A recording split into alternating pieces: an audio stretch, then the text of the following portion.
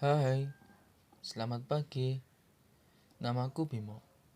Hari ini adalah hari pertamaku mengajar sebagai guru di SMP.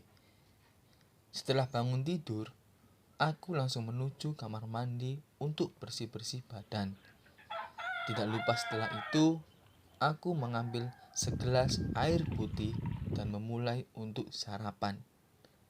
Setelah semuanya selesai, aku langsung bergegas menyiapkan peralatan mengajar karena kelas dimulai tepat pukul 8. Mari kita simak bagaimana cara mengajar. Let's go. 1, 2, 3, dicoba. Masuk. Masuk Pak, masuk.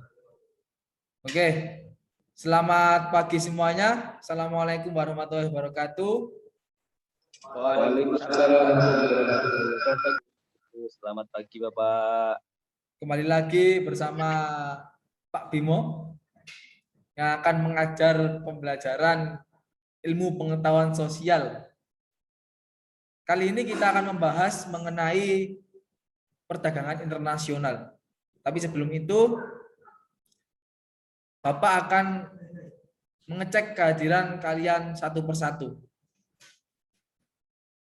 Yang pertama yakni ada Muhammad Diwanul Mujahidin.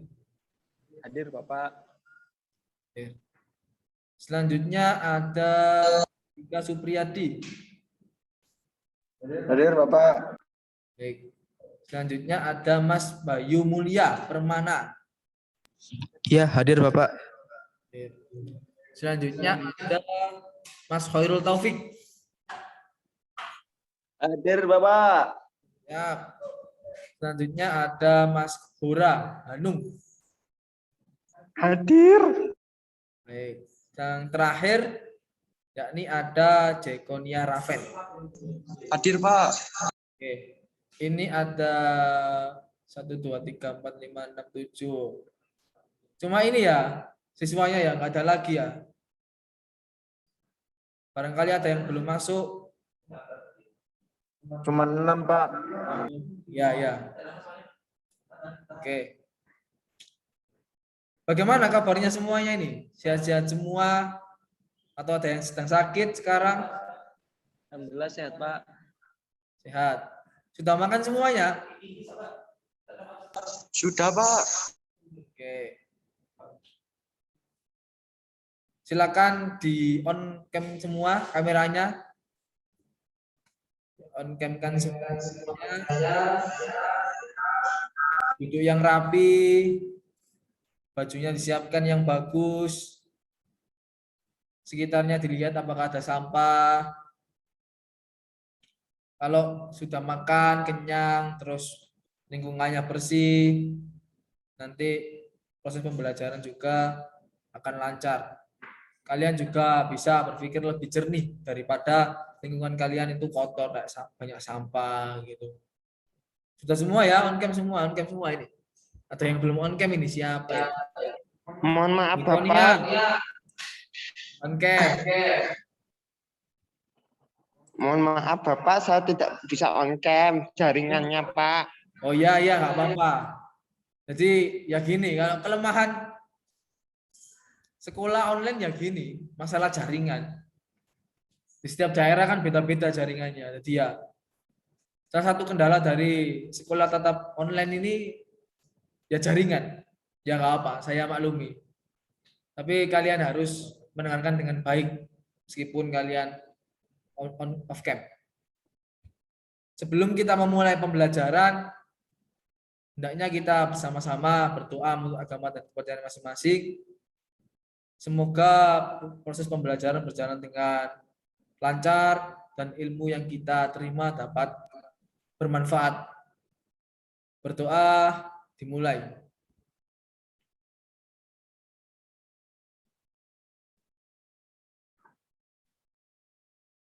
Berdoa selesai. Oke, Bapak izin share screen terlebih dahulu.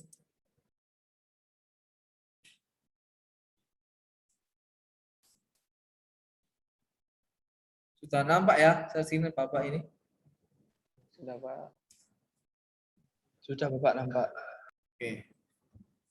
Bentar ini. Nah,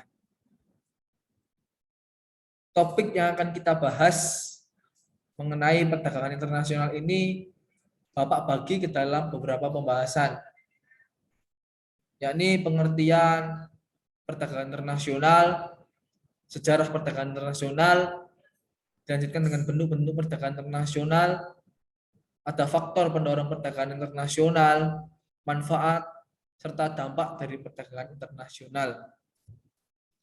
Beberapa pembahasan ini akan Bapak bahas dalam satu pertemuan ini. Apabila tidak mencukupi ya kita bahas pada pertemuan selanjutnya. Karena waktunya juga ini terbatas, tidak bisa mengajar dengan maksimal. Semoga tahun depan kita bisa semua tatap muka. Sebelum kita lanjut pada pembahasan materi, mari kita renungkan sejenak mengenai apa yang dikatakan oleh tokoh Nelson Mandela, yakni Presiden Afrika Selatan, juga sebagai tokoh apartheid, yaitu yang berjuang mengenai kulit hitam, ras kulit hitam di wilayah Eropa sana. Pendidikan adalah senjata paling ampuh untuk mengubah dunia. Artinya di sini adalah pendidikan.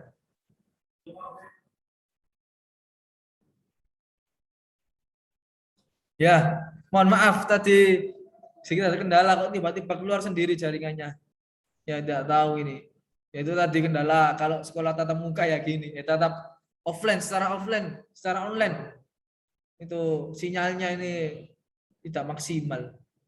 Saya juga pakai wifi rumah sudah, tapi kok tidak bisa maksimal gini ya. Mohon dimaafkan ya. Nggak apa-apa ya. Iya Pak, saya maafkan. Nah, terima kasih. Saya lanjutkan pembahasan.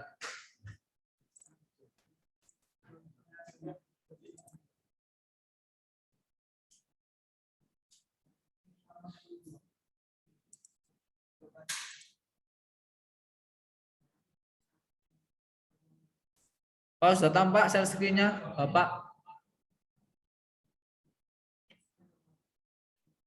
Sudah terlihat ya? Ya, sampai sini tadi. Mengenai kata-kata Nelson Mandela. Maksud dari perkataan ini, dengan kita memperoleh pendidikan yang tinggi, kita bisa mendapatkan wawasan yang luas, ilmu yang tinggi, sesuai dengan perkembangan teknologi. Dengan kita memiliki ilmu yang tinggi tersebut, kita bisa gunakan sebagai senjata, sebagai alat untuk mengubah dunia. Dengan cara apa? Mungkin kita bisa membuat sesuatu hal yang baru, menemukan penemuan-penemuan yang baru yang belum ada pada sebelumnya, yang bisa berpengaruh pada lingkungan sekitar hingga peradaban manusia. Itu adalah maksud dari Nelson Mandela. Di sini teman-teman cita-citanya jadi apa ya? Silakan. Kalian Dalang. siapa? Gora. Iya, saya. Siapa Mas Gora? Kenapa Pak? Cita-citanya jadi apa? Saya jadi dalang sama guru Pak. Oke, bagus. Dalang wayang. Yang lain? Saya pengusaha kopi, Pak. Mas Raven, pengusaha kopi. Yang lain?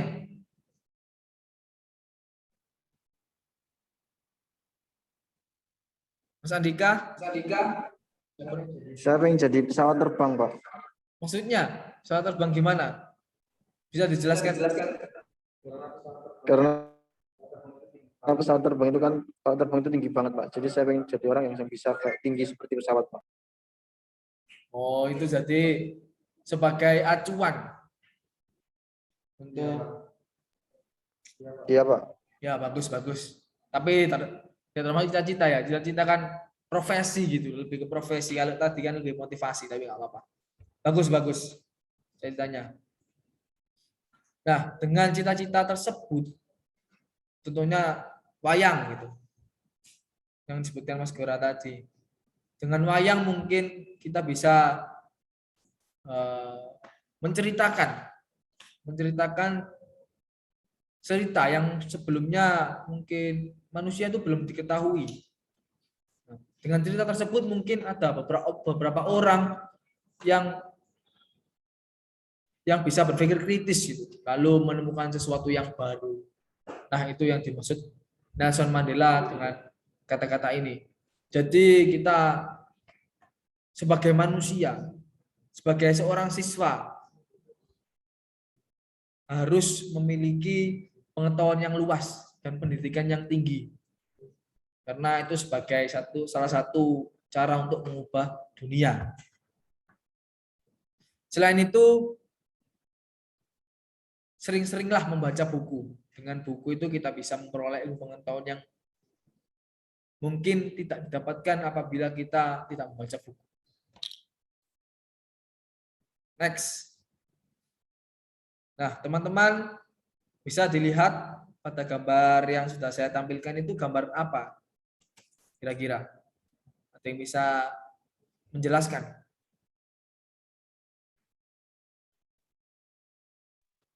Saya manusia. Ya, Mas Diwanul Mujahidin. Ya, jadi kalau saya lihat itu ada interaksi jual beli di pasar, perdagangan, bukan cuma perdagangan, Pak. Baik, bagus sekali jawaban Mas Diwanul. Yakni ini merupakan proses jual beli atau interaksi jual beli yang dilakukan di pasar oleh penjual dan juga pembeli. Next. Sebelum kita membahas terlebih jauh mengenai perdagangan internasional, kita harus memahami terlebih dahulu perdagangan itu apa sih sebenarnya. Perdagangan merupakan proses tukar-menukar barang, di mana hal itu terjadi berada di satu wilayah dengan adanya satu kesepakatan oleh penjual dan pembeli atau antara satu pihak dengan pihak yang lain. Tujuan dari perdagangan ini yaitu untuk memenuhi kebutuhan satu sama lainnya. Nah, pelaku dari perdagangan ini bisa kita sebut sebagai produsen dan juga konsumen, atau secara sehari-hari kita bisa sebut sebagai penjual dan juga pembeli. Bentuk-bentuk proses perdagangan itu ada beberapa macam. Pada zaman dahulu sebelum adanya uang, perdagangan itu dilakukan dengan cara barter, yakni proses tukar menukar barang satu dengan yang lain. Jadi tidak dengan uang, kalau sekarang kan dengan uang. Nah, kalau dulu itu dengan barang. Misalkan Mas Diwanul mempunyai satu buah apel, gitu, ingin memiliki satu buah anggur, bisa ditukarkan dengan pemilik anggur. Apabila tapi dengan satu kesepakatan dari dua pihak itu setuju dan juga nilai yang ditukarkan itu sama nilainya. Nah, kalau sekarang kan kita biasanya jual beli, membeli dengan menggunakan uang. Bisa juga dengan menggunakan e-wallet. Next. Membahas mengenai perdagangan internasional. Karena kita sudah tahu apa itu perdagangan. Perdagangan internasional ini proses tukar menukar barang yang dilakukan oleh beberapa pihak dengan negara yang berbeda. Jadi dilakukan dengan antar negara satu dengan yang lain. Biasanya perdagangan internasional ini bisa dilakukan baik oleh individu, pemerintah, maupun perusahaan antar negara yang berbeda tentunya. Nah, perdagangan internasional ini terjadi dengan adanya satu kesepakatan antara beberapa pihak. Contoh dari perdagangan internasional sendiri, yakni ada impor dan juga ekspor. Impor merupakan proses membeli barang dari luar negeri untuk dimasukkan ke dalam negeri. Sedangkan ekspor, hasil produksi yang diproduksi dalam negeri itu dijual ke negara lain. Kalau Bapak sendiri sudah pernah melakukan impor ekspor ini, Bapak sudah pernah membeli casing handphone dari negara lain, yaitu Cina. Kalau teman-teman sendiri, apakah sudah pernah melakukan impor ekspor, baik skala kecil maupun skala besar? Belum pernah ya, Bapaknya? Ya, apa nanti bisa dicoba. Asalkan jangan berlebihan, karena itu akan menimbulkan dampak yang negatif, baik oleh sendiri, baik dari pemerintah, negara, dan lainnya. Dari dua penjelasan Bapak tadi, apakah ada yang ditanyakan sampai sini?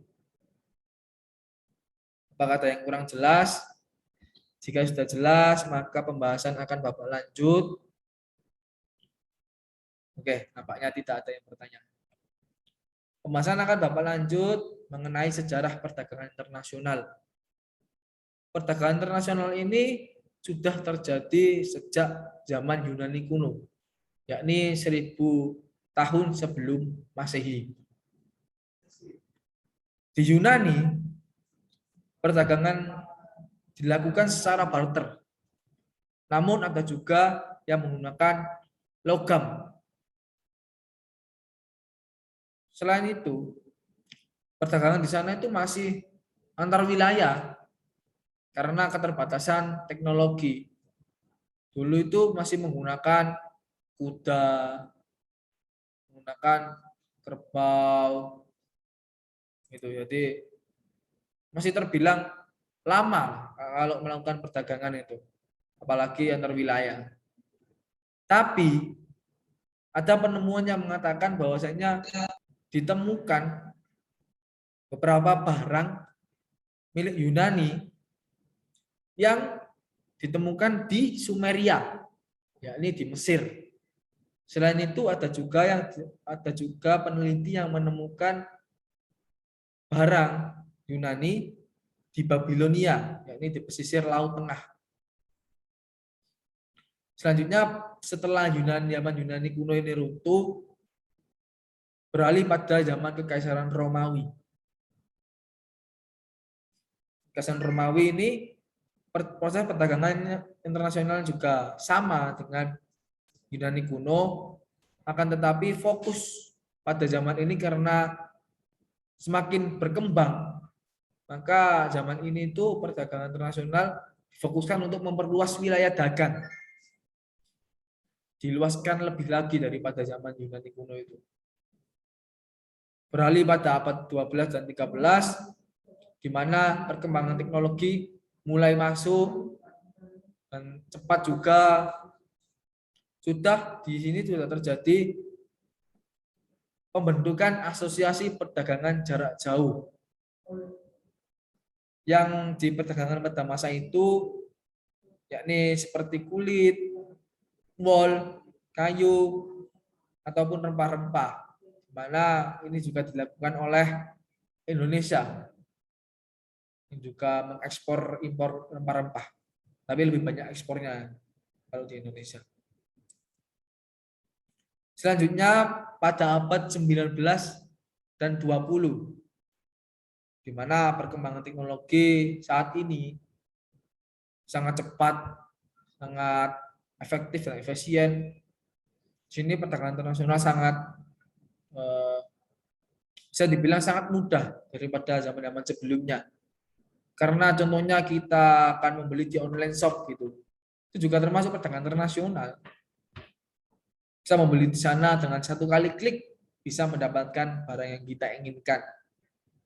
Jadi kita perlu bersyukur hidup di zaman abad ke-19 dan 20 karena terbantu dengan perkembangan teknologi yang semakin canggih. Selanjutnya yakni ada bentuk-bentuk perdagangan internasional. Yang pertama ada perdagangan bilateral. Perdagangan bilateral ini jenis perdagangan yang dilakukan oleh dua negara. Hanya dua negara saja, tidak lebih. Itu disebut sebagai perdagangan bilateral. Selanjutnya ada perdagangan regional, di mana perdagangan ini dilakukan dalam satu wilayah, dalam satu kawasan. Contohnya pada wilayah ASEAN, yakni antara Indonesia dengan Cina, Indonesia dengan Filipina, Indonesia dengan Lombok, dan lain sebagainya. Bisa juga di Eropa sana, wilayah Eropa, antar beberapa negara di Eropa, itu bisa disebut sebagai perdagangan regional. Dan ini bisa dilakukan oleh dua negara atau lebih, seperti bilateral tadi. Selanjutnya ada perdagangan multilateral, yakni perdagangan yang dilakukan oleh dua negara atau lebih. Misalnya 3 negara, 4 negara, dan hingga 5 negara juga bisa. Tentunya perdagangan-perdagangan ini dilakukan atas adanya satu kesepakatan antara beberapa pihak. Sampai sini ada yang ditanyakan atau kurang dipahami mengenai penjelasannya? Saya tanyakan.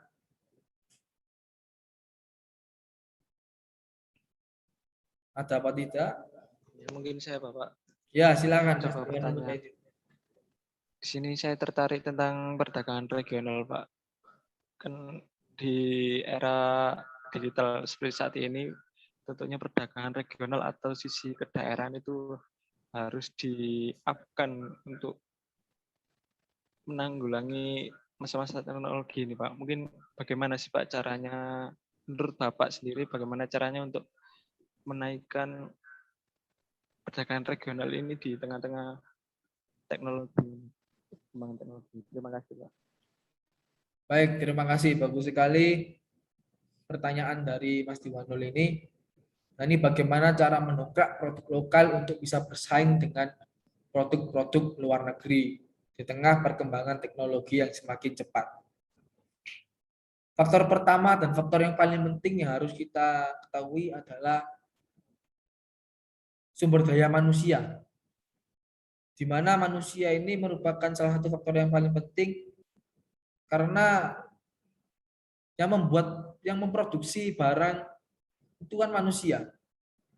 Jadi kualitas manusia untuk bekerja ini sangat mempengaruhi barang yang diproduksi. Apabila manusianya memiliki soft skill, memiliki kinerja yang berkualitas, maka barang yang dihasilkan juga berkualitas pula. Nah, kalau di Indonesia sendiri, saya lihat itu sudah ada sistem prakerja, di mana warga negara Indonesia itu diberi pelatihan khusus untuk mengasah soft skill mereka, meningkatkan soft skill mereka dalam bekerja. Faktor kedua, yakni sumber daya alam. Akan tetapi sumber daya alam di Indonesia ini sudah sangat melimpah. Namun banyak sekali ditemui eksploitasi yang mengakibatkan sumber daya alam itu habis.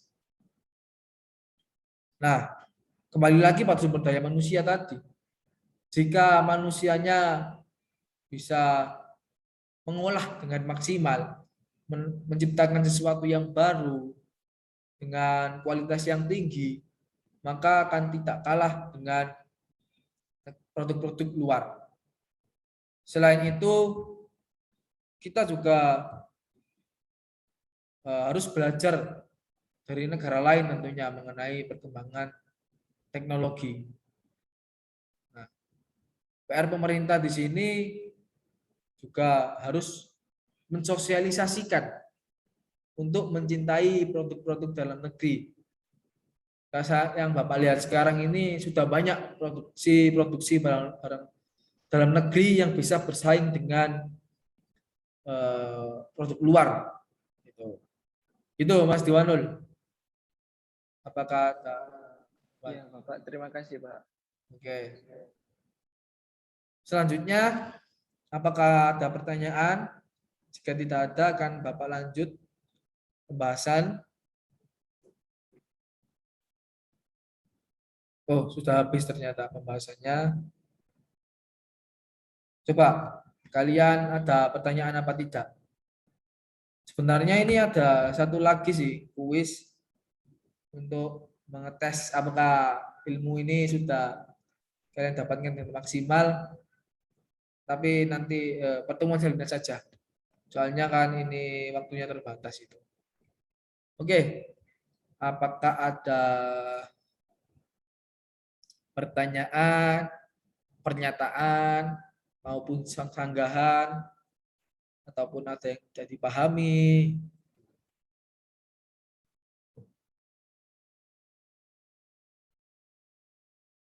Tidak ada? Oke, Saya rasa tidak ada, Bapak. oke, tidak ada juga. Kalau gitu, bentar. Saya akan memberikan beberapa tugas. Tapi tugasnya ini nanti berkelompok saja. Nanti silakan dibuat kelompok 2-3 orang. Yakni mencari contoh perdagangan internasional dan juga organisasi perdagangan internasional. Nah, nanti kalian buat apa ya? Kalian buat PPT, pada pertemuan selanjutnya kalian bisa mempresentasikan, nanti saya akan memperkuat beberapa teori-teori yang saya temukan. Sampai sini dan tugas-tugasnya apakah sudah dipahami semua?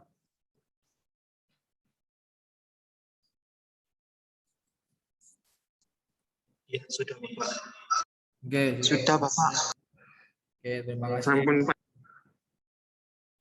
Oke, sebelum kita mengakhiri pembelajaran pada hari ini, saya akan sedikit menyimpulkan bahwasanya perdagangan internasional itu merupakan salah satu faktor yang sangat penting dilakukan oleh negara. Karena untuk memenuhi kebutuhan di dalam negeri. Selain itu juga berdampak untuk mendongkrak keuangan dan menambah devisa negara. Jadi perdagangan internasional ini sangat penting dilakukan oleh beberapa negara. Apabila negara tersebut tidak melakukan perdagangan internasional, maka negara tersebut bisa dianggap sebagai negara yang tertutup dan tidak akan berkembang. Tidak akan menjadi negara maju. Gitu. Jadi mungkin pembelajaran yang terdapat pada hari ini, nantinya dengan pembelajaran ini kalian memilih dapat barangkali ada yang seperti pengusaha tadi termotivasi untuk mengembangkan dan bekerja sama dengan negara-negara lain untuk memperbesar produksi dan juga memperkuat kualitas barang tersebut seperti cita-cita dari Mas Raven tadi. Oke, sudah saya berikan tugas. Sebelum itu, marilah sebelum menutup, marilah kita berdoa menurut agama dan kepercayaan masing-masing agar ilmu yang kita dapatkan hari ini dapat bermanfaat dan dapat diterima oleh kalian semua. Berdoa dimulai.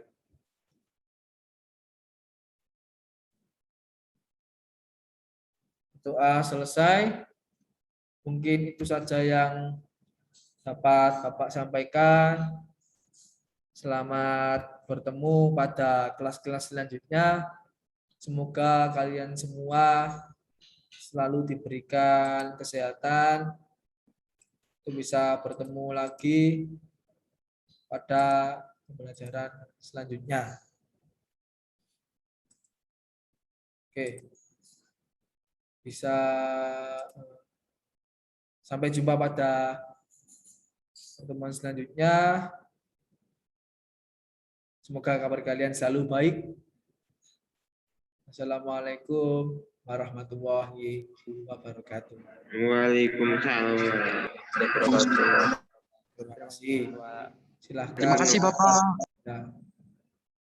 Silakan lokot dari,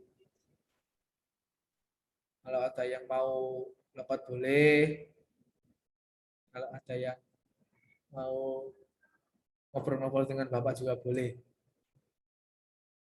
Ya, terima kasih.